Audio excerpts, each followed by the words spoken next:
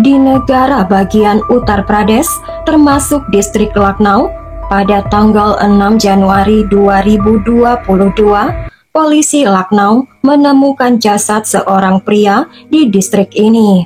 Pria ini tampaknya berusia antara 28 dan 30 tahun dengan luka sayatan dalam di lehernya. Setelah melakukan penyelidikan awal di area di mana jasad itu ditemukan, jasad itu dibawa ke rumah sakit untuk pemeriksaan postmortem. Polisi Lucknow mulai melakukan upaya untuk mengidentifikasi jasad tidak dikenal itu. Mereka memeriksa semua kantor polisi terdekat untuk melihat apakah ada orang telah membuat laporan orang hilang. Untuk pria, sekitar usia 25 tahun hingga 30 tahun. Sayangnya, tidak ada laporan orang hilang ditemukan, bahkan hingga 48 jam, polisi tidak dapat mengungkap apapun. Tidak ada dokumen identifikasi apapun ditemukan di saku dan di sekitar jasad yang dapat mengungkap identitasnya. 48 jam berlalu, dan pada tanggal 8 Januari 2022, sekitar 11 km jauhnya di kota Malihabad di Lucknow, polisi menemukan jasad pria tua. Jasad ini juga tidak memiliki barang-barang yang dapat membantu mengidentifikasi pria itu. Namun yang mengejutkan adalah pria tua itu juga telah dihabisi dengan cara yang sama, dengan sayatan sajam di leher. Polisi mengirim jasad ini untuk pemeriksaan postmortem. Kemudian pada tanggal 13 Januari 2022, di bagian lain di kota Lucknow, jasad wanita tua ditemukan secara kebetulan. Wanita tua ini juga memiliki bekas luka sayat di leher. Jasad juga dikirim untuk diotopsi, tapi identitasnya tidak dapat diidentifikasikan. Di daerah yang berbeda, di berbagai kantor polisi di distrik Lucknow, 3 jasad telah ditemukan. Tidak satu pun di antara jasad dapat diidentifikasi karena tidak ada laporan orang hilang untuk siapapun dengan kelompok usia yang sama telah dilaporkan di kantor polisi Lucknow antara tanggal 6, tanggal 8, dan tanggal 13 Januari 2022. Polisi gagal menghubungkan koneksi antara ketiga jasad tidak dikenal tersebut. Lokasi di mana jasad-jasad itu ditemukan, semuanya dalam radius 16 hingga 17 km satu sama lain. Pada tanggal 15 Januari 2022, sebuah cerita dipublikasikan oleh surat kabar terkenal di India, Dainik Jagran. Laporan itu menyatakan pria berusia 65 tahun, pensiunan petugas perusahaan minyak di India di Lucknow, Mehmood Ali Khan, istrinya Daraksan yang berusia 60 tahun, dan putra mereka yang berusia 30 tahun, Shafez Khan, telah melakukan perjalanan ke Jammu dan Kashmir beberapa hari sebelumnya, tetapi belum kembali. Foto ketiganya juga dimuat di surat kabar. Sekitar waktu ini, polisi Lucknow kebetulan menemukan artikel berita ini. Setelah melihat berita dan foto ketiga keluarga Mehmood Ali Khan yang hilang, polisi terkejut adalah karena ketiga jasad yang mereka temukan tanggal 6, 8, dan 13 Januari 2022 sangat mirip dengan keluarga yang hilang tersebut. Hal ini mendorong polisi Lucknow menyelidiki di mana keluarga itu tinggal dan siapakah yang sudah mengirimkan berita itu ke surat kabar. Polisi menghubungi putri Ali Khan yang tinggal bersama suaminya di kota Noida, kota lain di negara bagian Uttar Pradesh. Putri Ali Khan memberitahu polisi bahwa orang tuanya dan saudara laki-lakinya telah bepergian ke kota Jammu dan Kashmir pada tanggal 6 Januari 2022. Namun karena tanah longsor parah di Jammu di Jalan Raya Kashmir, mereka terjebak di sana dan sejak itu tidak dapat dihubungi. Kota Jammu dan Kashmir berjarak 1.245 km dari Lucknow. Karena sudah 10 hari berlalu sejak keluarga Ali Khan hilang, polisi Lucknow menghubungi Inspektur Polisi Senior SSP di Jammu dan Kashmir. Mereka berbagi gambar Ali, Darakshan, dan Safez dengan SSP dan menginformasikan mereka dengan mengatakan ketiga orang ini telah mengadakan perjalanan ke Jammu dan Kashmir, tetapi terjebak karena tanah longsor di jalan raya. Kami tidak dapat melakukan kontak dengan mereka, jadi bantu kami untuk menemukan mereka. SSP di Jammu dan Kashmir membuat tim untuk mencari 3 anggota keluarga Khan yang hilang. Selama waktu ini, mereka mengirim foto ketiga orang tersebut ke semua resort dan hotel bersama dengan tim polisi, sehingga mereka dapat memeriksa apakah ketiga orang ini menginap di penginapan lokal. Namun polisi Jammu dan Kashmir tidak bisa menemukan jejak mereka dan memberitahukan informasi ini kepada Putri Ali.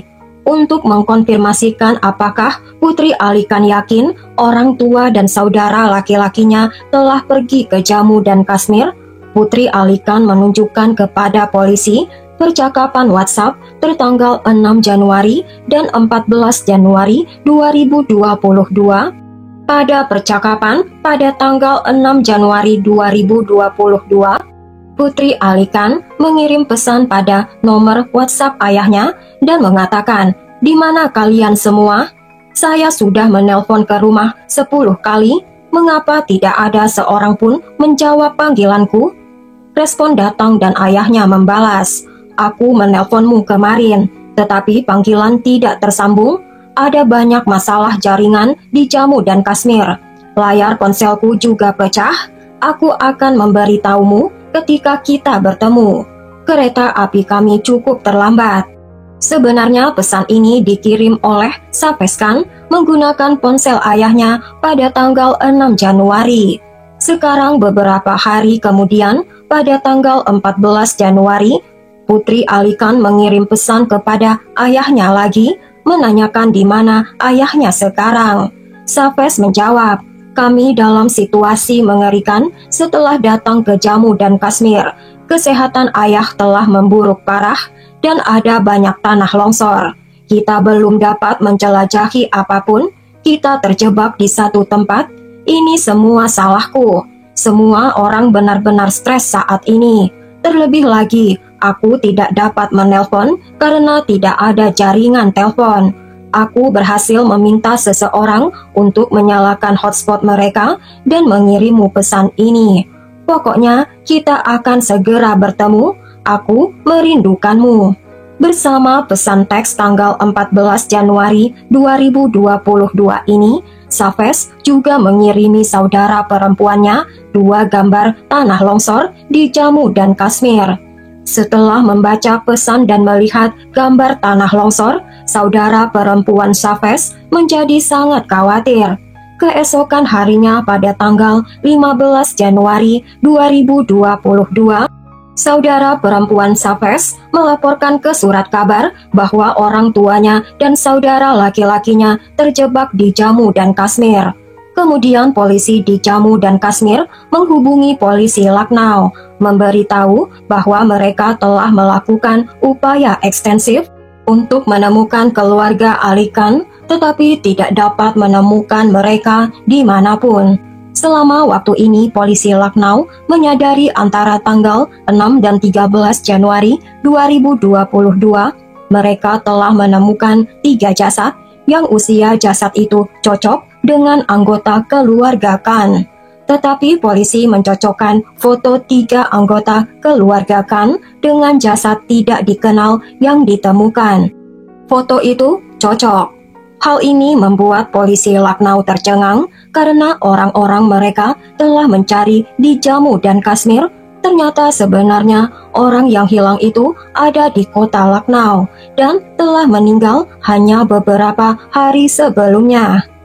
Polisi mulai bertanya-tanya apa yang terjadi. Jika ketiga orang ini telah pergi ke Jammu dan Kashmir baru-baru ini, mengapa jasad mereka berakhir di kota Lucknow? Polisi Lucknow menyadari kasus ini menjadi sangat rumit. Polisi memutuskan menggunakan pengawasan ponsel untuk mengetahui dari mana pesan-pesan itu berasal. Dengan melacak lokasi nomor ponsel Ali Khan, polisi menemukan bahwa pesan-pesan itu dikirim ke Putri Ali Khan bukan berasal dari Jammu dan Kashmir, melainkan dari kota Lucknow itu sendiri. Setelah mendapat petunjuk ini, kecurigaan pertama polisi jatuh kepada Putri Ali Khan dan menantunya. Polisi Lucknow percaya keduanya telah menyesatkan polisi selama ini. Setelah polisi menginterogasi mereka, polisi menyadari bahwa Putri Ali Khan dan menantu Ali Khan adalah tidak bersalah. Sekarang pertanyaan muncul, siapakah dalang di balik semua kejahatan ini? Siapakah yang menghabisi Ali Khan, Daraksan, dan Safez Khan dan mencoba menyesatkan polisi? Di sini polisi menemukan bahwa Ali Khan memiliki 2 putra dan seorang putri. Salah satu putra Ali Khan telah meninggal, sementara putrinya ditemukan tidak bersalah. Polisi mulai mencurigai putra Ali Khan yang lain bernama Sarfaraz. Polisi mulai mengawasi Sarfaraz dan ketika polisi melacak lokasi ponsel Sarfaraz, polisi menemukan dalam beberapa hari terakhir lokasi ponsel Sarfaraz sama persis dengan lokasi di mana ponsel Ali Khan ditemukan aktif mengirim pesan kepada putrinya selama jangka waktu Ali Khan dilaporkan hilang. Ini sangat tidak biasa. Ini mendorong polisi melacak aktivitas Sarfaraz selama beberapa hari terakhir. Polisi mengungkapkan bahwa pada tanggal 13 Januari 2022, hari yang sama saat polisi menemukan jasad Daraksan yang berusia 60 tahun, Sarfaraz telah terbang dari Lucknow ke Jammu dan Kashmir, dan Sarfaraz kembali ke Lucknow keesokan harinya. Namun petugas polisi beralasan bahwa jika Sarfaraz telah pergi ke Jammu dan Kashmir untuk mencari orang tuanya, Sarfaraz tidak akan kembali keesokan harinya. Jadi, mengapa Sarfaraz pergi ke Jammu dan Kashmir? Pertanyaan ini memperdalam kecurigaan polisi terhadap Sarfaraz. Polisi memutuskan untuk menginterogasi Sarfaraz dan memanggil Sarfaraz ke kantor polisi untuk diwawancarai. Menghadapi tekanan polisi, Sarfaraz tidak dapat bertahan lama dan akhirnya dia mengungkapkan cerita mengerikan. Sarfaraz menyelesaikan sarjana hukumnya di hukum legislatif dan dia sedang mempersiapkan diri untuk menjadi hakim. Selama waktu ini, Sarfaraz jatuh cinta dengan seorang gadis dan menikahinya, yang bertentangan dengan keinginan keluarga Sarfaraz. Setelah pernikahan Sarfaraz, orang tuanya menjadi semakin marah kepadanya. Sarfaraz tidak lagi menerima rasa hormat di rumah seperti yang dilakukan oleh adiknya Safez. Sarfaraz juga merasa bahwa ayahnya Ali Khan menggunakan ilmu hitam terhadap Sarfaraz. Ini membuat Sarfaraz berpikir bahwa keluarganya sudah tidak menyukainya. Mungkin keluarganya akan bertindak merampas bagiannya dari properti yang Sarfaraz yakini pantas dia dapatkan. Ali Khan adalah seorang pensiunan dari Indian Oil Corporation. Ali Khan telah membangun perkebunan yang cukup besar di Lucknow. Sejak awal, Ali Khan menginginkan putra tertuanya Sarfaraz untuk bergabung di perusahaan Indian Oil Corporation. Namun, Sarfaraz memutuskan untuk belajar hukum menentang keinginan ayahnya dan kemudian dia menikahi wanita pilihannya sendiri, yang semakin membuat tegang hubungannya dengan keluarganya. Sarfaraz mulai curiga ayahnya mungkin akan mencabut hak warisnya sepenuhnya dan menyerahkan semuanya kepada adiknya Safez. Untuk mencegahnya, Sarfaraz memutuskan setelah banyak pertimbangan untuk melenyapkan orang tuanya dan saudara laki-lakinya. sehingga Sarfaraz bisa menjadi pemilik seluruh properti ayahnya. Pada malam tanggal 5 Januari 2022, Sarfaraz kembali ke rumah dengan banyak pil tidur.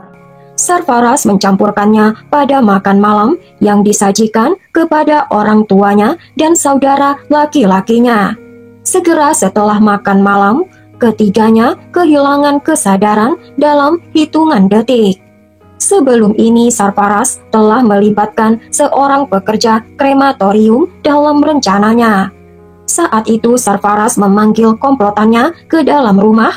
Bersama Sarfaraz dan komplotannya menyayat leher pertama adiknya, ayahnya, dan terakhir ibunya. Karena mempelajari hukum dan menyelesaikan gelar sarjana hukum, Sarfaraz memiliki pengertian yang baik tentang seluk-beluk hukum.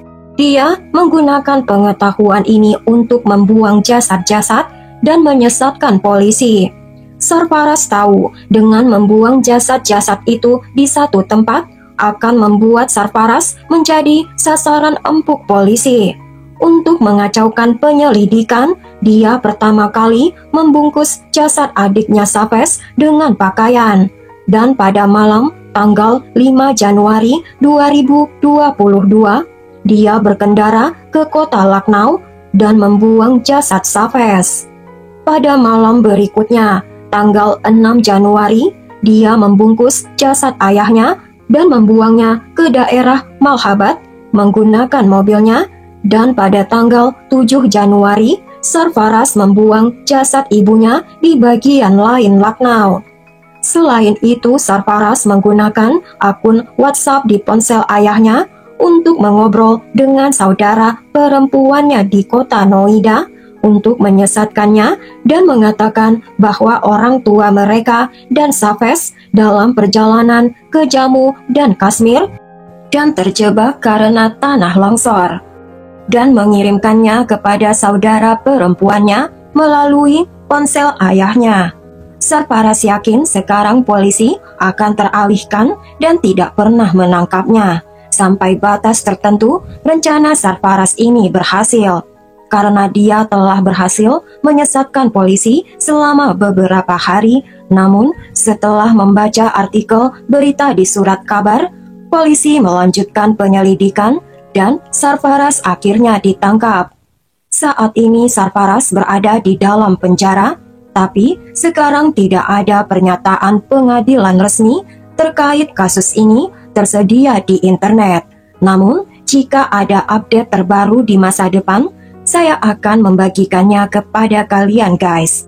Bagaimanapun sempurnanya penjahat menyusun rencana jahatnya, pasti akan terungkap. Apalagi bila polisi tanggap dan kompeten menangani kasus kriminal dan tidak harus menunggu kasus itu viral. Penjahat pasti akan takut melakukan kejahatan karena pasti akan terungkap. Bila suka ceritanya, silahkan tekan tombol subscribe dan like-nya, tekan juga loncengnya supaya kalian tahu setiap saya upload video baru.